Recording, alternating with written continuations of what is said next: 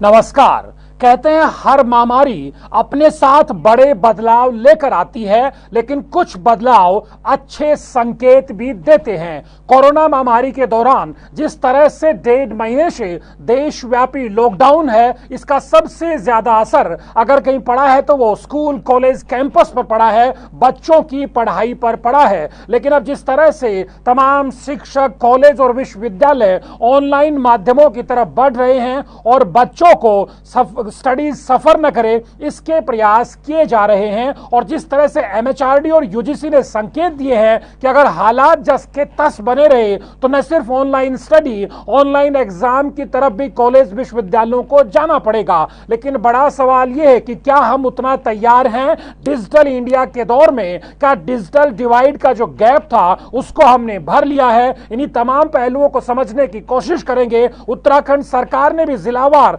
Nodal अधिकारी तैनात किए हैं ताकि राज्य में खासतौर पर सरकारी महाविद्यालयों में बच्चों की पढ़ाई सफर न करे, उनको पूरा सपोर्ट मिल सके। पहाड़ से मैदान तक किस तरह के हालात हैं, जानने की कोशिश करेंगे। एक छोटी सी रिपोर्ट देखिए।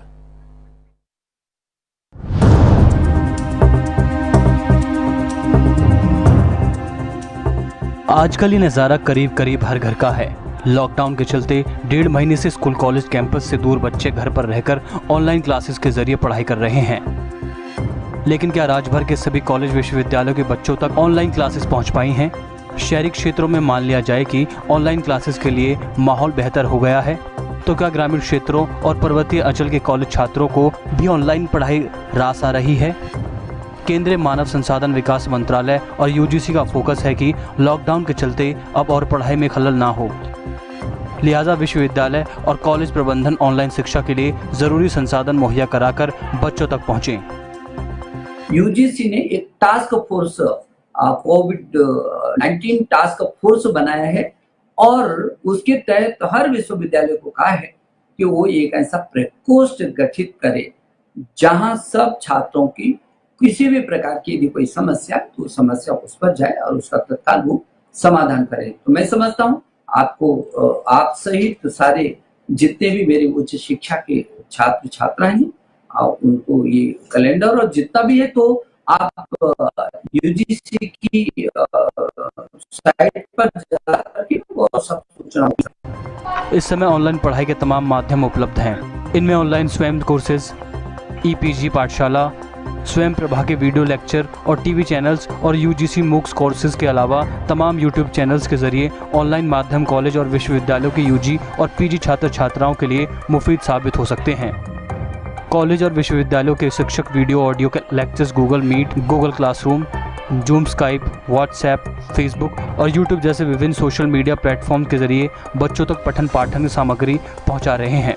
दरअसल बच्चों के लिए ऑनलाइन माध्यमों से रूबरू होना इसलिए भी ज़रूरी है क्योंकि कोरोना के खिलाफ जंग लंबी चली तो यूजीसी ऑनलाइन एग्जाम की तैयारी के निर्देश दे चुकी है। कोरोना के कारण पूरी दुनिया का जीवन बदल रहा है और इसी क्रम में शिक्षा की जो नई स्थिति सामने आ रही है उसमें ऑनलाइन शिक्षा अपने आप में एक महत्वपूर्ण कदम है। और भारत में भी चाहे उच्च शिक्षा हो, चाहे माध्यमिक हो, चाहे प्राथमिक स्तर की शिक्षा हो, उसको ऑनलाइन रूप में अडॉप्ट करने का काम शुरू हो गया है। हमें समय के साथ बदलना होगा और टेक्नोलॉजी का पूरा प्रयोग करना होगा। बहरहाल सवाल वही है कि तमाम ऑनलाइन माध्यमों की मौजूदगी के बावजूद क्या इन सबकी पहुंच सभी छात्र छात्राओं तक सुनिश्चित हो पा रही है? आखिर एक बड़ी आबादी आज भी ऑनलाइन व वर्चुअल दुनिया से बहुत दूर है। अंकित काला और चंद्रमोहन के साथ पवन लालचंद, हिंदी खबर, देहरादून।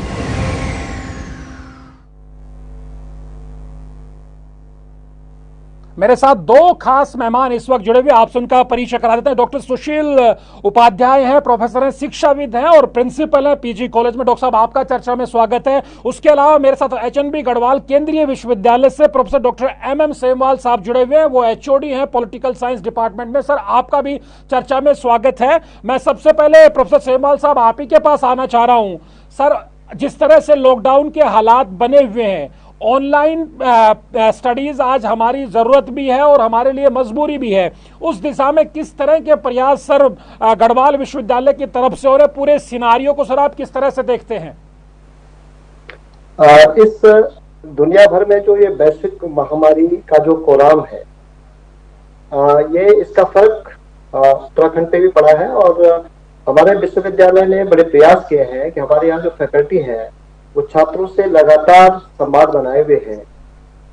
हमारे चूंकि विश्वविद्यालय के जो छात्र हैं वो ग्रामीण प्रवेश में भी हैं और शहरी प्रवेश के भी छात्र हमारे विश्वविद्यालय से जुड़े हुए हैं।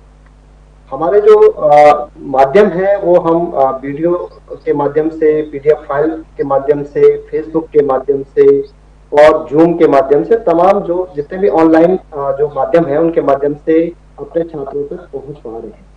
लेकिन अभी भी इसके जो चुनौती है वो बहुत ज्यादा है चुनौतियां, क्योंकि अभी जो भारत सरकार का जो एक आंकड़ा है जिसमें ये बताया गया है कि दुनिया भर में अगर हम देखें तो अभी जो यूनेस्को ने जो डाटा दिया है उसमें ये कहा गया है कि दुनिया में लगभग 150 करोड़ छात्र इससे प्रभावित हुए हैं और जिसमें भारत के लगभग 32 करोड़ छात्र इससे प्रभावित हुए हैं।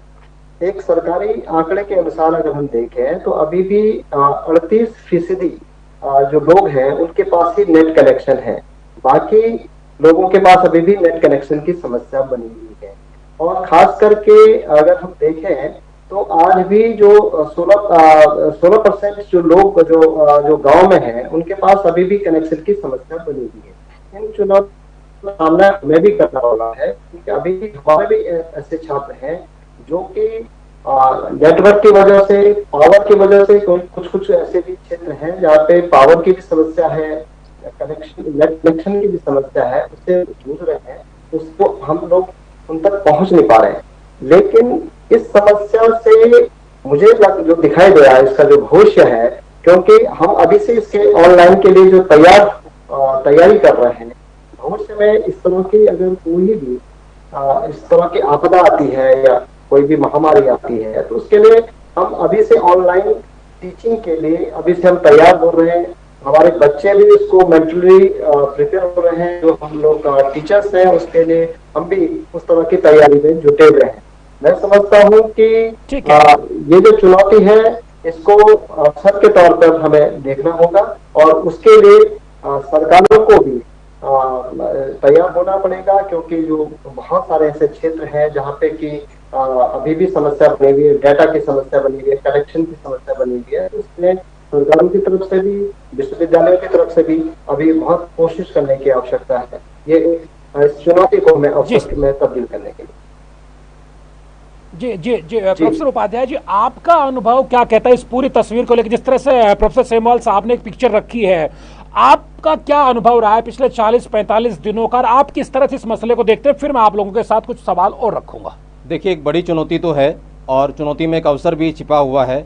बड़ा चैलेंज ये है कि जो गांव देहात का बच्चा है अभी वो आईसीटी के इस्तेमाल में उतना परफेक्ट नहीं है, और उसके साथ चैलेंज ये भी है कि जो टीचर हमारे पास उपलब्ध है वो टीचर भी अभी परफेक्ट नहीं है कि प्रॉपरली आईसीटी का इस्तेमाल कर सके।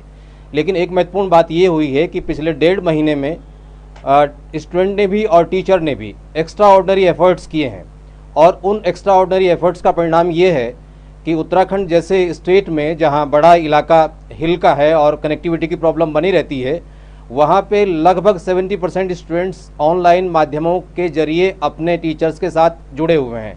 लेकिन सवाल ये है कि बाकी 30% का क्या होगा।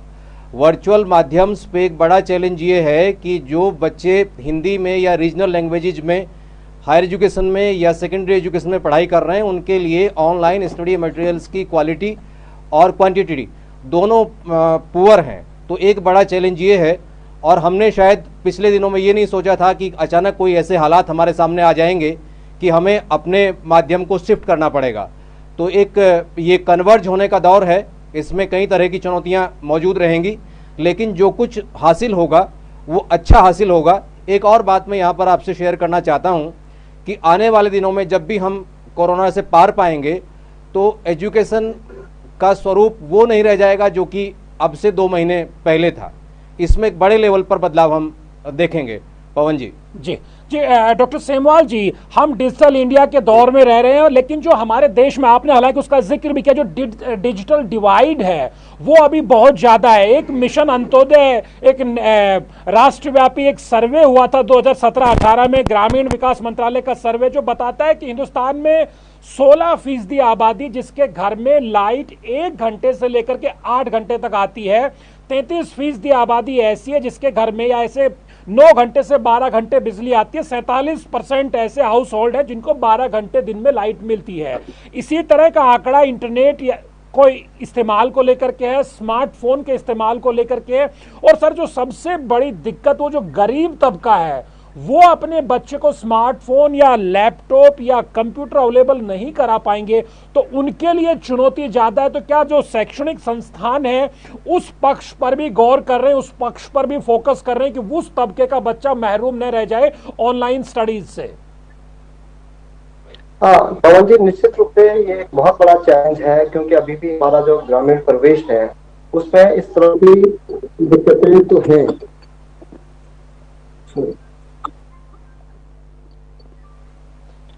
जी जी प्रोफेसर साहब, आप अपनी बात रखिए, हम सुन पा रहे हैं आपको। इससे एक जो सबसे बड़ी चुनौती है वो है कि आपको मेरी आवाज सुनाई दे रही है पवन जी? हेलो हेलो हेलो जी, अपनी बात रखिए, डॉक्टर साहब पहुंच रही है, आप अपनी बात रखिए।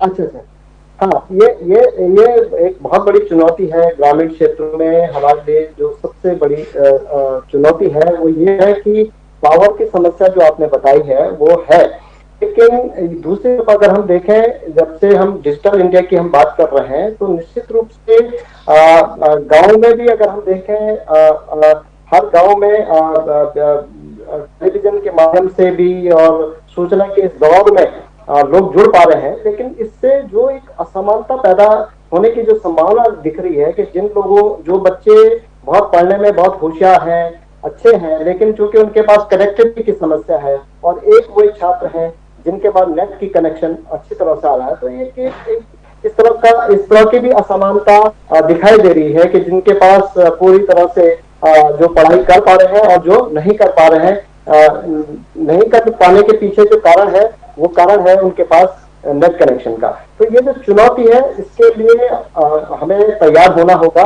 मैं समझता हूँ कि चाहे वो भारत सरकार हो, चाहे वो गवर्नमेंट ऑफ उत्तराखंड हो, उसके लिए प्रयास करना चाहिए। और हर तरह से जैसे कि अभी सुशील जी ने भी बताया कि इसमें प्रयासरत है हर तरह के जो इंस्टीट्यूशन है, वो भी अभी 1 महीने के भीतर जो हमने देखा है, इसके अच्छे परिणाम भी देखने को मिले हैं कि टीचर्स भी जिस गति से ऑनलाइन टीचिंग के लिए वो तैयार नहीं थे, उन्होंने अपने को तैयार किया, और छात्र भी इस ओर उनका झुकाव बढ़ा है।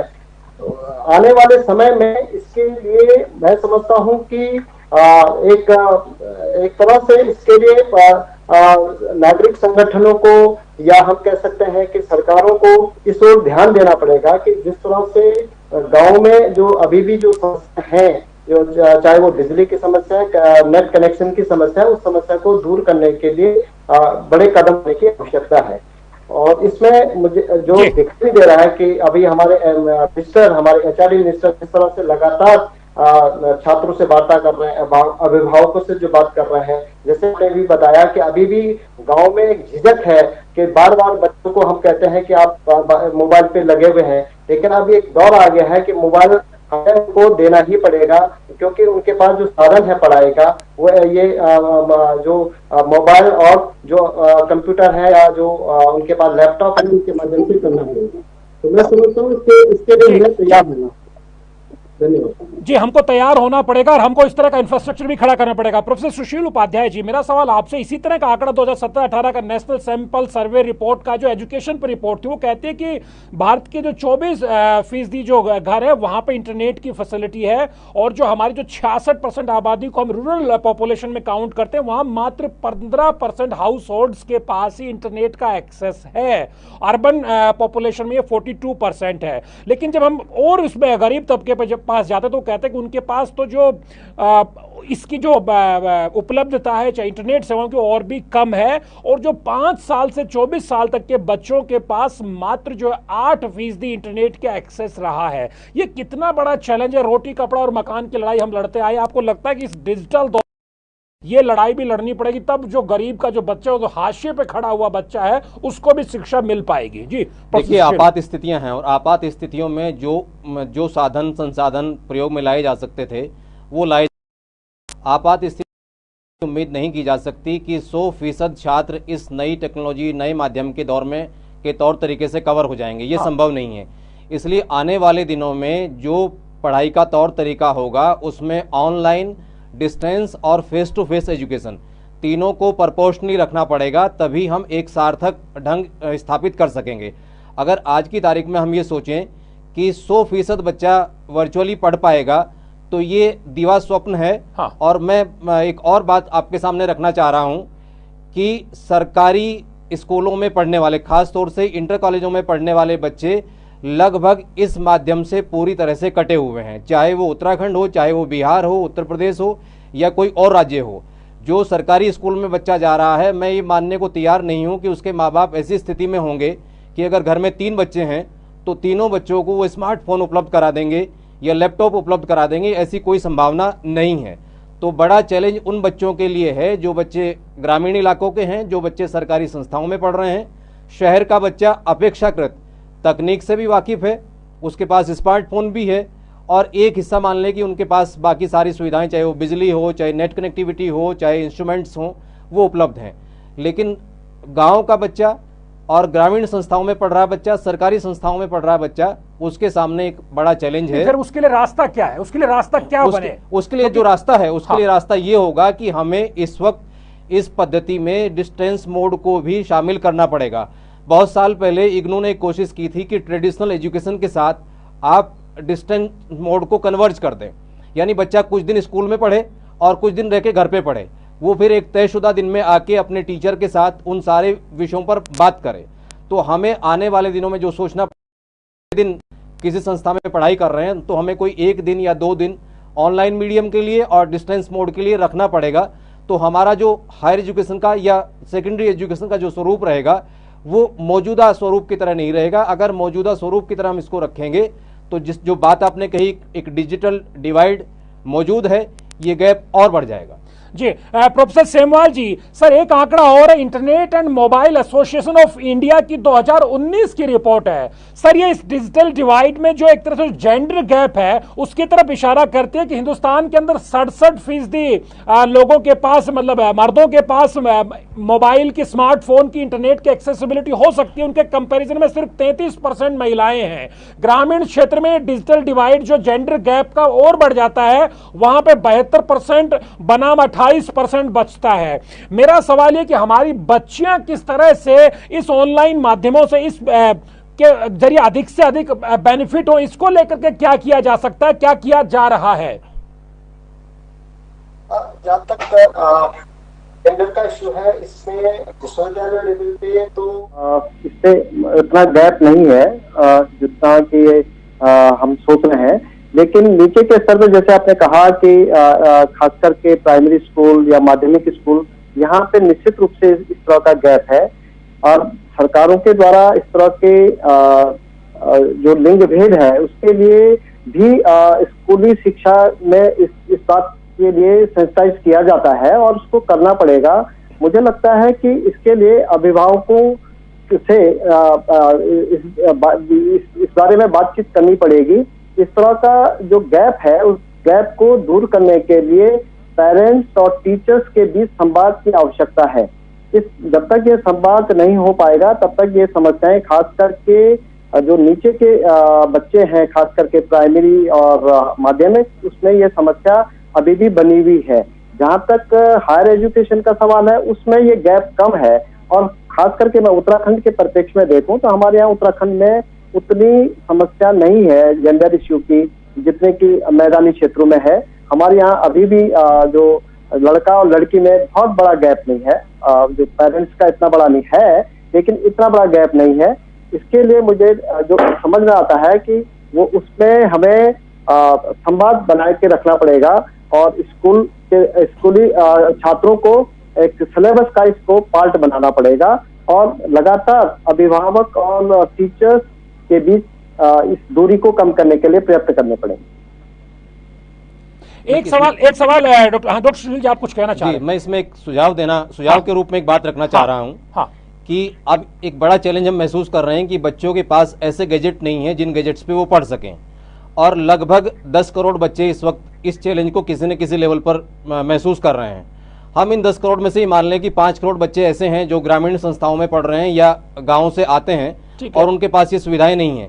क्या भारत सरकार किसी ऐसे प्रोग्राम पे विचार कर सकती है कि जहां हम कोई ऐसा कम पैसे वाला गैजेट बच्चों को उपलब्ध करा सकें जो सीधे तौर पर पढ़ने लिखने से ही जुड़ा हो? मैं आपको याद दिलाना चाहता हूं कि एक योजना 7-8 साल पहले चर्चा में आई थी कि एक खास तरह का टैबलेट जो है भारत सरकार उस तरह के एक इंस्ट्रूमेंट की जरूरत इस वक्त है। तो वो स्मार्टफोन भले ही ना हो, लेकिन वो एक इस तरह का गैजेट हो जहां बच्चे पढ़ सकें।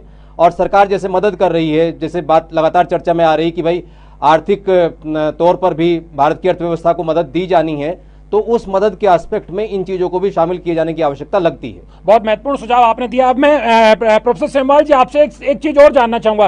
क्या जो कहा जा रहा है कि ऑनलाइन एग्जाम भी अगर हालात ऐसे ही बने रहे तो कराए जाएंगे, मैं दोनों से आप लोगों से बारी बारी जानना चाहूंगा, क्या इस वक्त हमारे विश्वविद्यालय, हमारे कॉलेजेस और हमारी राज्य सरकारें इतनी पुख्ता तौर पर तैयार हैं कि हम सभी बच्चों के ऑनलाइन एग्जाम्स करा सकते हैं? हाँ, जहाँ तक पवन जी विश्वविद्यालय का सवाल है, पीजी लेवल में तो ये हो सकता है कि हम पीजी लेवल तक के जो एग्जाम्स हैं उसको ऑनलाइन करने की कोशिश करेंगे, लेकिन जो अंडर ग्रेजुएट जो क्लासेस हैं उसमें नंबर ऑफ स्टूडेंट्स बहुत ज्यादा है, जिन विषयों में संख्या बहुत ज्यादा है उनमें अभी दिक्कतें आएंगी ऑनलाइन एग्जामिनेशन की, क्योंकि ऑनलाइन के लिए अभी हम लोग मेंटली प्रिपेयर नहीं हो पाए हैं। क्योंकि फिर वही सवाल यहाँ पे भी उठता है कि अगर हम ऑनलाइन एग्जामिनेशन कराएंगे, कुछ ऐसे बच्चे हैं जो दूर दराज के क्षेत्रों में हैं, उच्च हिमालय जनपदों में, बहुत ही रूरल एरिया में है, और वो अगर हमारे उनके पास कनेक्टिविटी नहीं है तो ये इश्यू आएगा ऑनलाइन एग्जामिनेशन का। ये एक बहुत बड़ा चैलेंज है। उसके लिए विश्वविद्यालय स्तर पर भी वार्ता हो रही है, यूजीसी के लेवल पर भी वार्ता हो रही है। इसके लिए कमेटी का भी गठन किया गया है। मुझे लगता है कि ऑनलाइन एग्जामिनेशन का पैटर्न फिर हमें देखना पड़ेगा कि क्या हम जो हमारा जो पैटर्न था पहले का, जो हमारा ट्रेडिशनल जो हम एग्जामिनेशन कराते थे, उस पैटर्न में जब तक हम बदलाव नहीं ला पाएंगे तब तक थोड़ा मुश्किलें आएंगी हमें एग्जाम कराने में। जी प्रोफेसर सुनील उपाध्याय जी, आप किस तरह से देखते हैं इस चीज को? विचार के रूप में और सिद्धांत के रूप में तो अच्छा लगता है कि ऑनलाइन एग्जाम कराया जाए। हाँ। लेकिन भारत इस स्थिति में नहीं है कि इतने बड़ी संख्या में छात्र छात्राओं का ऑनलाइन एग्जाम करा सके। भारत ऐसी स्थिति में भी नहीं है कि हायर एजुकेशन में एनरोल स्टूडेंट्स का हमारे यूनिवर्सिटी ऑनलाइन एग्जाम करा सकें। आप सेकेंडरी और सीनियर सेकेंडरी में तो सोच भी नहीं सकते इस बात को। तो ऑनलाइन एग्जाम की बजाय जो अभी हमने देखा कि पिछले 1 महीने में अलग अलग सरकारों के स्तर पर इस तरह की कोशिशें की गई हैं कि आप स्टूडेंट्स को अलग अलग माध्यमों का इस्तेमाल करके असाइनमेंट्स दीजिए और उन असाइनमेंट्स को रेगुलरली चेक कीजिए, एक उनका दस्तावेजीकरण कीजिए, और संभावना इस बात की है कि महीने 1.5 महीने के भीतर हालात अनुकूल ना हुए तो इन्हीं असाइनमेंट्स के आधार पर मूल्यांकन किया जाएगा। एक बात और विचार के तौर पर आई है कि केवल जो फाइनल एग्जाम है, जैसे 10th का एग्जाम है, 12th का एग्जाम है, या यूजी डिग्री पीजी डिग्री का फाइनल एग्जाम है, उसको तो ट्रेडिशनली या ऑनलाइन माध्यम से कराने के बारे में विचार कीजिए, और बाकी जो एग्जाम्स हैं उनको कैरी फॉरवर्ड करने की स्थिति या उनके जो पूर्ववर्ती एग्जाम हैं उनके आधार पर एक एवरेज मार्किंग करके उन्हें अगली क्लास में भेजा जाए, क्योंकि खास तरह के हालात तो उसी तरह से बच्चों की बहुत ज्यादा, हमको उस तरह से कड़ी परीक्षा भी लेनी नहीं चाहिए, क्योंकि बच्चे बहुत ज्यादा सफर कर रहे हैं। सिर्फ ये लॉकडाउन हम ही नहीं डाले, दबाव स्ट्रेस उन पे भी है। मैं डॉक्टर उपाध्याय जी आप इसे शुरू करना चाहूंगा, आखिरी चर्चा के आखिरी राउंड में हूं। क्या सजेशंस आपके सिस्टम, सरकारी सिस्टम, शिक्षा सिस्टम के लिए नंबर 1, और बच्चों को किस तरह से मोटिवेट रखा जाए उसको लेकर के क्या आपके सुझाव है? देखिए, बड़ी चुनौती ये है कि जो बच्चे वर्चुअल मीडियम पे उपलब्ध नहीं है उनको आप क्या सुझाव दे सकते हैं? उनके लिए सुझाव यही है कि अगर वो सामान्य फ़ोन कॉल के जरिए आपके संपर्क में हैं तो सामान्य फ़ोन कॉल के जरिए आप जितनी उनकी मदद कर सकते हैं उतनी कीजिए। एक बात उन बच्चों को प्रेरित कीजिए कि वो पर जो भी उसके आधार पर असाइनमेंट्स बनाएं, और जब हालात सामान्य हों तो उन असाइनमेंट्स को लेके अपने टीचर से संपर्क करें। भविष्य के लिए फेस टू फेस एजुकेशन का एक हिस्सा आप ऑनलाइन एजुकेशन और डिस्टेंस मोड को समर्पित कीजिए, यानी एक मिलीजुली व्यवस्था की हो जाए कि भविष्य में अगर कोई ऐसे हालात या चुनौती बने तो हम उनका आसानी से सामना कर सकें। और एक अंतिम बात कि गांव देहात के बच्चों के बारे में सोचिए, उन बच्चों के बारे में सोचिए जो टेक्नोलॉजी, जो डिजिटल एरा के फ्रेम में अभी नहीं है, और इस पर जो एक बड़ा प्रयास हो वो पूरे देश के लेवल पर हो, और उस प्रयास में वो बच्चे भी जिसे हम सबल्टर्न या वो कैटेगरी कहते हैं जो मेन कोर्स में शामिल नहीं, उनको भी आप हिस्सेदार बना सकें। ठीक है, और बच्चों को क्या कहेंगे ऐसे में जो बच्चे हैं कि वो स्ट्रेस में ना रहे, इतना ज़्यादा अपने ऊपर एग्जाम का दबाव महसूस ना करें क्योंकि हालात ऐसे बने हुए हैं? देखिए, जो जिस तरह से टेक्नोलॉजी शिफ्ट हुई है, जिस तरह से फेस टू फेस से आप टेक्नोलॉजी पे आए हैं, उसने एक बड़ा चैलेंज सामने खड़ा किया है बच्चों के और उनके गार्जियंस के। मैं एक गार्जियन के रूप में और एक शिक्षक के रूप में ये सुझाव देना चाहूँगा कि ईजिली बच्चे जो कर पा रहे हैं, आसानी से जो कर पा रहे हैं, उनको उतना करने दीजिए। वैसा दबाव मत बनाइए कि वो सारा क्लास का फ्रेम आपके घर पे लाके कम्प्लीटली उसको फॉलो कर सकें। और मैं अपने टीचर्स से भी, अपने शिक्षक साथियों से भी अनुरोध करता हूँ, खासतौर से जो प्राइमरी और सेकेंडरी एजुकेशन को डील कर रहे हैं, कि मेहरबानी करके स्टूडेंट्स पे इतना स्ट्रेस मत बनाइए कि वो रिवोल्ट कर जाएं। वो होमवर्क के दबाव से, ऑनलाइन होमवर्क के दबाव से भी बिल्कुल होमवर्क नहीं होना चाहिए। ठीक है। प्रोफेसर सेमवाल जी, आप चूंकि आप विश्वविद्यालय के स्तर पे हमको रिसर्च वर्क भी आगे बढ़ाना है, हमको पीजी और यूजी की क्लासेस भी चलानी है, बड़े कैनवस पे हमको काम करना है, उस लिहाज से शिक्षा विभाग के स्तर पे, शिक्षा सिस्टम के स्तर पे आपके क्या सुझाव हैं और बच्चों को लेकर के आपका क्या मैसेज है सर? जहाँ तक रिसर्च का सवाल पवन जी आपने उठाया, रिसर्च वाले में तो चूंकि जो बच्चे हैं हमारे रिसर्च में, वो उनका थोड़ा इस तरह के, क्योंकि प्री पीएचडी कोर्स वो कर चुके हैं, उनको थोड़ा कंप्यूटर का जो नॉलेज भी है और उनको प्री पीएचडी के दौरान ये सारी चीजें उनसे उनको पता भी है, उनको जानकारी भी है। लेकिन मुझे लगता है कि जो नीचे चाहे वो यूजी का बच्चा है या माध्यमिक का बच्चा है, इसके लिए जो सबसे बड़ी समस्या आज हमें दिखाई दे रही है, वो उनको एक मन में उनका एक दबाव भी है, प्रेशर भी है, क्योंकि हर टीचर उनको जिस तरह से ऑनलाइन उनको पीडीएफ फाइल भेज रहे हैं और बहुत ज्यादा फाइलें उनके पास आ गए हैं, तो वो उनकी मनस्थिति भी देखने की आवश्यकता है।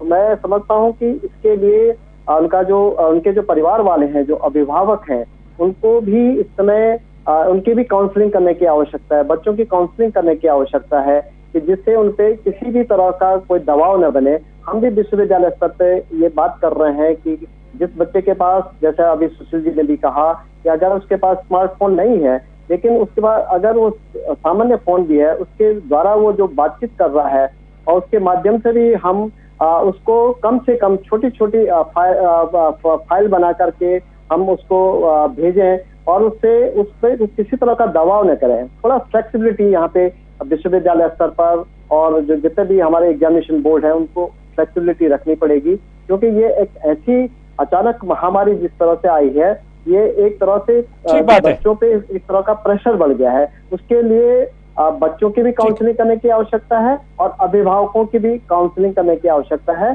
और इसके लिए हमें पूरी तैयारी के साथ आना होगा, तैयारी के साथ आना पड़ेगा। प्रोफेसर सेमवाल जी, प्रोफेसर उपाध्याय जी, आप दोनों मेहमानों का बहुत बहुत धन्यवाद। आपने वक्त निकाला और बहुत महत्वपूर्ण सुझाव एक तरह से सिस्टम के सामने भी, बच्चों और अभिभावकों के सामने भी रखे हैं। निश्चित तौर पर मुश्किलों भरा वक्त है, लेकिन शिक्षा के जगत में इसे अपॉर्चुनिटी के तौर पर हमको देखना पड़ेगा। लेकिन सरकार को शिक्षकों के साथ कंधे से कंधा मिलाना पड़ेगा और अभिभावकों और बच्चों को भी भरोसे में लेकर के ये जो कैंपस क्लासरूम से जो हम वर्चुअल क्लासरूम की तरफ बढ़ रहे हैं, उसकी तरफ हमको सबको मिलकर के संवाद के साथ आगे बढ़ना होगा। बहुत बहुत धन्यवाद। नमस्कार।